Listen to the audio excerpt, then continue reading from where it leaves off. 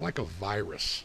It's unseen, yet it controls people.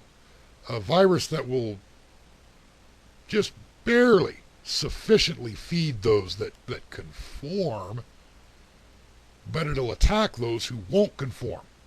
In fact, the same virus controls these minions, these conforming minions, and orders them to attack the new idea.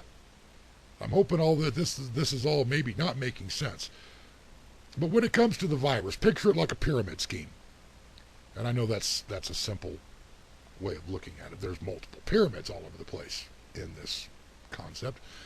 But basically at the bottom of this pyramid, you're going to have the masses. Above them and continuing upwards are layers that will get progressively smaller, but progressively hold more authority, dictating down. We see these controls, like I said, in many different pyramids, if you will, but in the end, the masses are always at the bottom. Sometimes you'll have subtle control. You know, sometimes these pyramids will exercise that little subtle control, or sometimes it's real forceful control. Subtle control, you know, like Hollywood, fashion, advertising, buy this, buy that, the media. Yeah, and do you think that controls people? I say it does. Some of the more forceful controls that we see, you know, like the bureaucracies and legislators passing their laws, law enforcement, the judicial system. The higher you get, the less amount of people there are, but the more powerful they are. What you have to do is kill that virus. We still haven't really named it, but they're designed, the virus, ultimately control. It is all about control. So now people can adapt to it and, you know, try to steer the herd of these people with these new ideas. Can try to steer the herd away from that virus. And maybe the virus will die on its own. Or you can kill the virus outright. But it's difficult to do that, since so many of the herd are dependent upon that virus and will defend the virus. It's almost equatable to the Stockholm Syndrome. You know, another way you can look at it, you can say you're trying to climb a tree. And as you're trying to climb the tree, you got all these other people up in the top that are in control, and they kick you as you're climbing up, knock you down. What options do you have? Well, chop the goddamn thing down. Deal with the ones who were on top.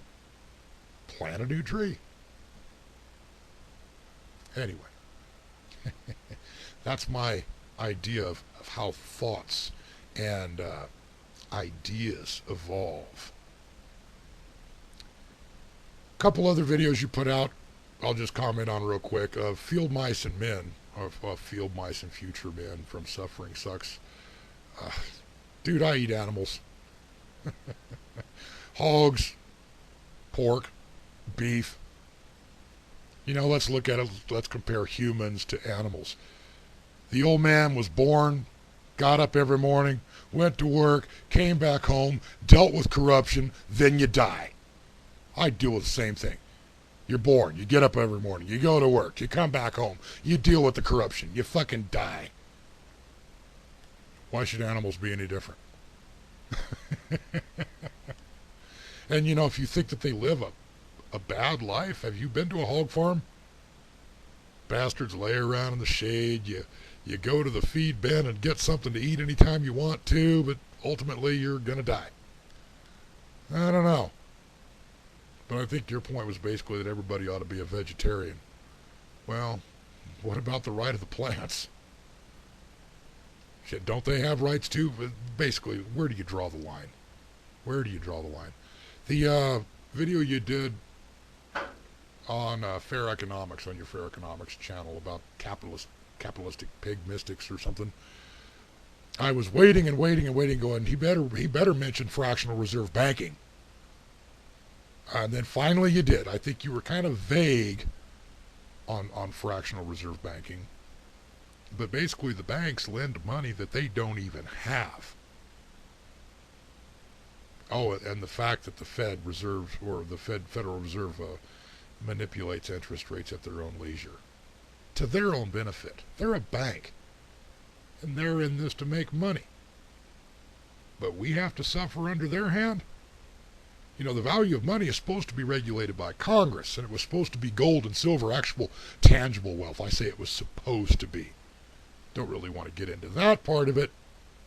But Congress gave up the right, or the duty, the responsibility to regulate our money, and they gave it up to the Federal Reserve System.